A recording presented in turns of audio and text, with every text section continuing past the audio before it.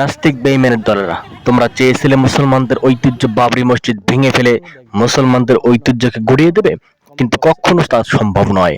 কারণ এই মুসলমান ঈমানের জাতি, এরা নিজেদের ঐতিহ্যকে টিকিয়ে রাখতে লড়াই করতে সবসময় অঙ্গীকারবদ্ধ। তোমরা 6 ডিসেম্বর 1992 সালে এই বাবরি মসজিদ ভেঙে ফেলেছিলে, এবং দেখো ঠিক এই 2025 সালের 6 ডিসেম্বর কিন্তু এর কার্যক্রম আবার শুরু করে।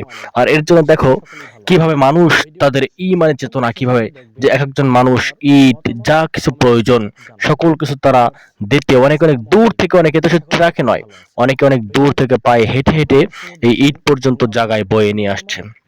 শুধু এটা নয় যে ঘোষণা করছে বাবরি মসজিদ 300 কোটি টাকা প্রয়োজন, শুধু একজন ব্যবসায়ী 80 কোটি টাকা দেওয়ার আশ্বাস করেছে। সুবহানাল্লাহ, আলহামদুলিল্লাহ। তো এটা হলো মুসলমানদের ঐতিহ্য। তারা যে করে হোক, যেভাবে হোক, তাদের ঐতিহ্যকে টিকিয়ে রাখতে তারা অঙ্গীকারবদ্ধ ইনশাআল্লাহ।